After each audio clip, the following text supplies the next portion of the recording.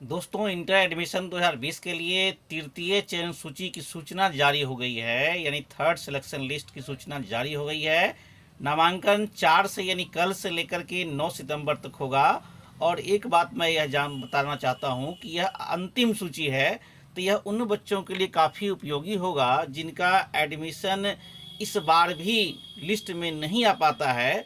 उनके लिए यह वीडियो काफ़ी उपयोगी होगा, क्योंकि उन्हें अब क्या करनी है, तो इसी को जानने के लिए पूरी प्रक्रिया मैं बताने जा रहा हूँ। साथ ही मैं बोर्ड की विज्ञप्ति भी दिखाऊंगा कि उन्हें क्या करना है। इस वीडियो को शुरू से अंत तक देखें और बने रहें इस वीडियो में।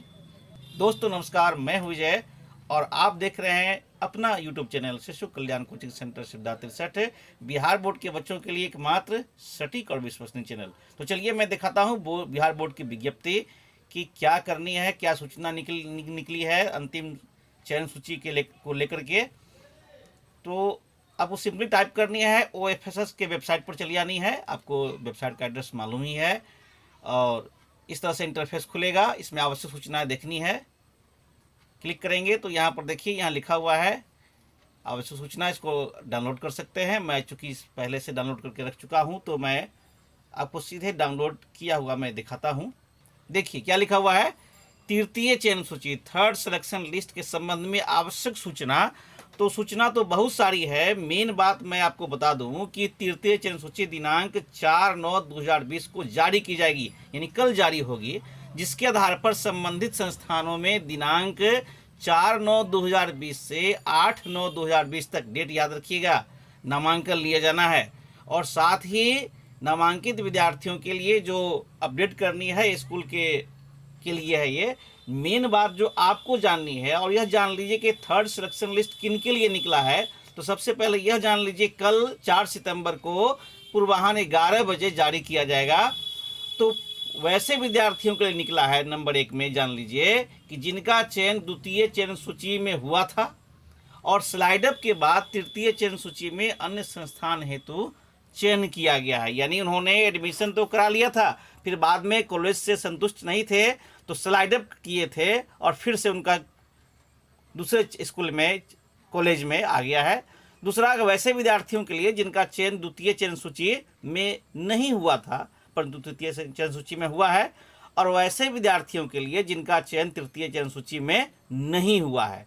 तो मैं एक एक करके बताऊंगा, ध्यान से देखिएगा कि बहुत सारे बच्चों को मन में कन्फ्यूजन होता है कि स्लाइड अप करने के बाद एडमिशन लेना है या नहीं लेना है। तो ध्यान दीजिए, वैसे विद्यार्थी जिन्होंने द्वितीय चयन सूची के आधार पर नामांकन लिया था, उन्हें सूचित किया जाता है कि उनके द्वारा स्लाइड अप के लिए किए गए अनुरोध के आधार पर उनका इस तीसरी चयन सूची में अन्य संस्थान या संकाय आवंटित किया गया है।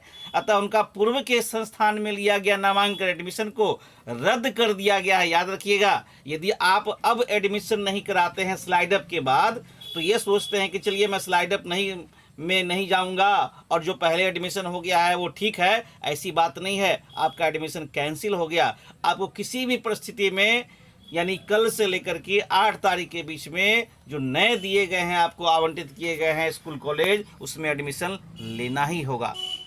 दूसरा, में वैसे आवेदकों के लिए जिनका चयन द्वितीय चयन सूची में नहीं हुआ था परंतु तृतीय चयन सूची में हुआ है, तो अच्छी बात है, उनको भी सूचित किया जाता है कि वे अपना नामांकन जो है 4/9/2020 से, यानी कल से 8/9/2020 के बीच अवश्य करा लें। अगर उनके द्वारा उक्त निर्धारित तिथि तक नामांकन नहीं कराई जाती है तो उनका आवेदन जो है रद्द कर दिया जाएगा। और लास्ट देखिए, सबसे बड़ी जो इम्पोर्टेंस है कि वैसे आवेदकों के लिए जिनका चयन तृतीय चयन सूची में नहीं हुआ है, यानी अब ना आपका फर्स्ट में हुआ था, सेकेंड में हुआ, अब थर्ड में भी नहीं हुआ, तो अब कोई लिस्ट जारी नहीं की जाएगी। तो क्या होगा कि आपका एडमिशन नहीं होगा। ध्यान से इस वीडियो को देखिए। तृतीय चयन सूची में संभव नहीं हुआ क्योंकि आपने जो भी कटअप वगैरह दिया था, चूंकि मैंने वीडियो भी बनाया था, कटअप पहले देख लीजिए। खैर, आपने अप्लाई किया, 10 कॉलेज का नाम दिया, नहीं हुआ, तो ऐसे विद्यार्थियों का जो नामांकन के लिए बताया गया है कि आप नामांकन की प्रक्रिया पूर्ण होने का इंतजार करें। मतलब अब आपको कुछ नहीं करना है, ये 8 तारीख गुजर जाने दें। इसके बाद तृतीय चयन सूची के आधार पर नामांकन प्रक्रिया पूर्ण होने के बाद स्पॉट एडमिशन के लिए समिति द्वारा अवसर प्रदान किया जाएगा। समिति द्वारा स्पॉट एडमिशन के संबंध में विज्ञप्ति बाद में प्रकाशित की जाएगी। यानी अब आपको कुछ नहीं करना है। अब लास्ट में इस 8 तारीख के बाद जब भी कोई नया विज्ञप्ति जारी होगा, वीडियो निकलेगा ही, आप बने रहिएगा। तो क्या होगा कि अब आपको कॉलेज में जाकर पता लगाना होगा कि किस कॉलेज में सीट खाली है, और वहाँ यदि सीट खाली होगा तो डायरेक्ट एडमिशन अब आप ले सकते हैं। अब आपको जो है अप्लाई करने के लिए या स्लाइड अप करने की ज़रूरत नहीं है वैसे बच्चों को जिनका 3rd लिस्ट में भी नहीं हुआ है। एक और सवाल जो बार बार पूछा जाता है फ़ी के संबंध में कि क्या 2 जगह फ़ी लगेगा स्लाइड अप के बाद, तो मैं बता दूं यहाँ बोर्ड ने क्लियर कर दिया गया है कि 300 रुपये आवेदन शुल्क लिया गया था, जिसमें से 100 रुपये आवेदन शुल्क था और 200 रुपये संस्थान शुल्क था। तो क्या है, कहा गया है कि संस्थान ये 200 रुपये प्रति विद्यार्थी की दर से कुल राशि RTGS के माध्यम से समिति उन संस्थानों को भेज देगी। अतः कोई भी संस्थान किसी विद्यार्थी से कोई आवेदन शुल्क यानी एप्लीकेशन फ़ी नहीं लेंगे, सिर्फ नामांकन शुल्क जो है, एडमिशन फ़ी जो है एवं नियमानुसार अन्य शुल्क ही लेंगे। तो आपको डिफरेंस देनी है कि इस तरह से कहा गया है कि हाँ, वहाँ का जो और भी कोई फ़ी होता है वे फ़ी ले सकते हैं, एडमिशन फ़ी जो है, एप्लीकेशन फ़ी जो है वो नहीं लेंगे। इसके बाद आपका जो है ये प्रक्रिया शुरू होगी।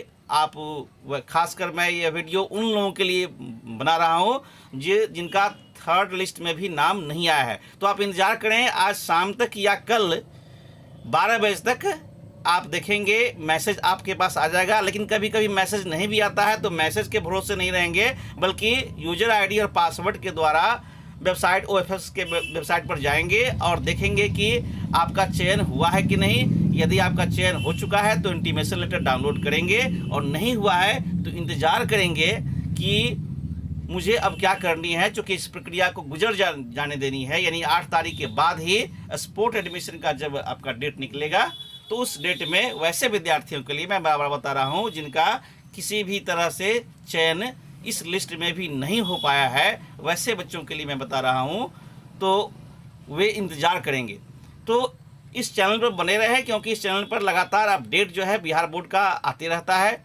और इस चैनल को अभी तक यदि आप नए हैं तो अवश्य ही सब्सक्राइब कर लें, और सब्सक्राइब करने के साथ साथ बेल आइकन भी प्रेस करें, क्योंकि बेल आइकन प्रेस करने के बाद ही आपको हर तरह का नोटिफिकेशन जो है मिल जाएगा।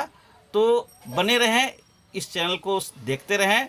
मिलते हैं अगले वीडियो में, और वीडियो देखने के लिए धन्यवाद।